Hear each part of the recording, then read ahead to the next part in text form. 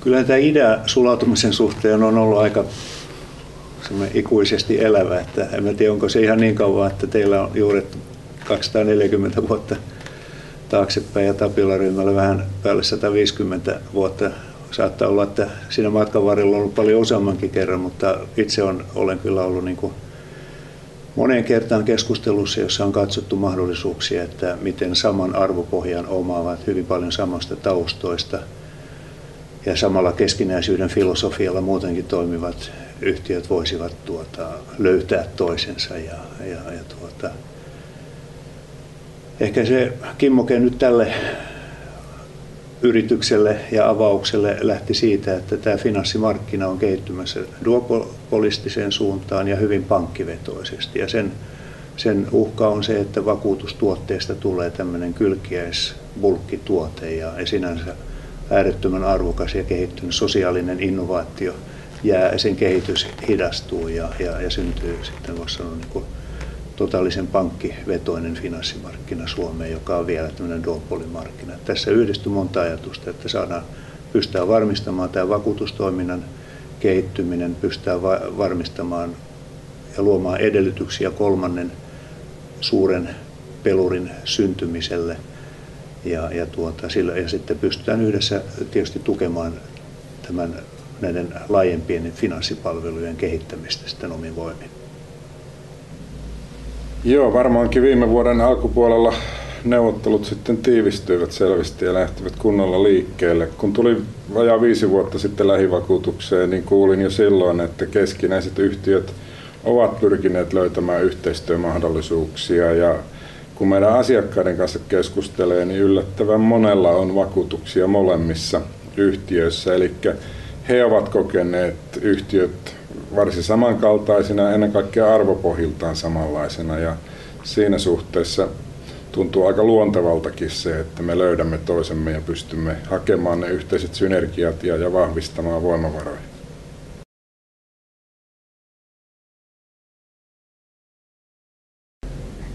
Keskinäisyydessä oikeastaan minusta nyt hyvin hahmottuu sen perusluonne, että tässä kun keskinäinen yhtiö kasvaa, niin sille tulee edellytyksiä toimia vahvemmin ja laajemmin lähellä asiakasta. Jos mä ajattelen sitten taas pankkivetoiset toimijat Suomessa tänä päivänä, osuuspankkikin mukaan lukien, on toimintalogiikaltaan hyvin paljon, voisi sanoa, niin kuin pääomaintressivetoista.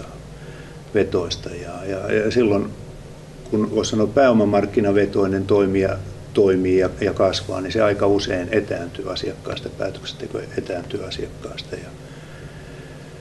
Ja tietysti silloin, kun ollaan niin kuin pankkituotteissa ja pankkituotteet hallitsee sitä kehittymistä, niin kuten sanoin, niin vakuutustuotteista myydään hyvin tämmöisenä niin kuin yksinkertaisena tuotteena. Ja ehkä tämä, voisi sanoa, riskien hallintaan liittyvä neuvonta, joka on aika paljon se vakuuttamisen suurin arvo, jossa sitten tämä tuote on niin kuin viimeinen sinetti, niin se jää vähemmälle ja siitä tulee tämmöistä myynti eikä niinkään tarvepainotteista. Ja keskinäisyys on olemassa sitä varten, että se tuottaa asiakkaalle asiakkaan tarvitsemia palveluja. Nyt ne palvelutarpeet ikääntymisen myötä laajenee tänne pitkäaikaissäästämisen suuntaan, mutta että keskinäisyys pitää huolen siitä, että tämä koko palvelukirjo on asiakkaan kannalta optimaalinen. Että siellä ei säästetä, missä voidaan päästä huomattavan paljon halvemmalla jakamalla riskiä, ja sitten taas tämä kokonaisuus muotoutuu niistä lähtökohdista, että se vastaa asiakkaan tarpeita, jotka ovat meidän omistajia. Omistajia palvelee kaikki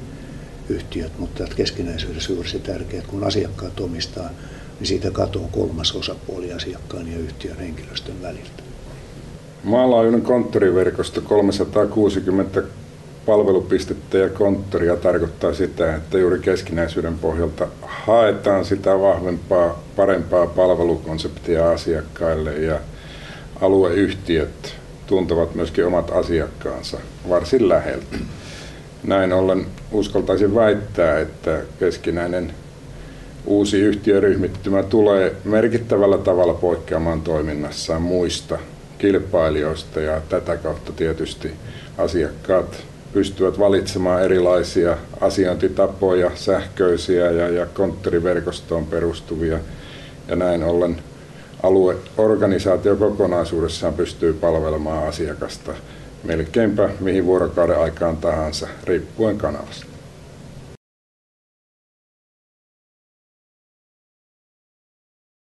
No, asiakkaat ainakin pääsevät valitsemaan entistä vahvemmin eri kanavien käytöstä, eli voivat itse oman valintansa mukaan miettiä sen tavan, millä he haluavat asioida.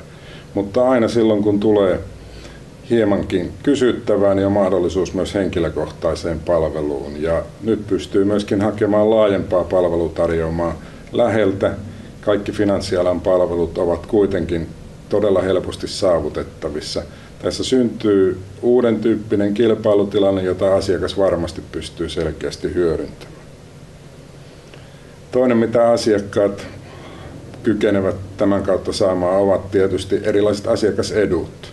Kun me yhdistämme voimavarat, me pystymme tarjoamaan sellaisia etuja, jotka ovat entistäkin paremmin tukemassa asiakkaan ja meidän välistä keskinäistä pitkää vuorovaikutteista suhdetta. Joo, kyllä mä uskoisin, että ne niin kuin suuret edut tulee siinä, että saadaan kattavat palvelut vietyä lähelle asiakasta, mutta että sitten samalla asiakaskäyttäytyminen monella tavalla muuttuu ja nämä sähköiset välineet tulee kuvaan mukaan ja me pystytään kombinoimaan näitä asioita sellaisella tavalla, että se vastaa asiakkaan tarpeita ja tilanteita ja haluja kommunikoida ja asioida tämän yhtiöryhmän kanssa. Uusi yhtiöryhmittymä on todella kattavasti lähellä asiakasta. Tarjoaa konsultatiivisen ja henkilökohtaisen palvelun, pyrkii tekemään tästä suomalaisesta keskinäisestä yhtiöryhmittymästä jokaiselle asiakkaalle läheisen, luonnollisen kumppanin,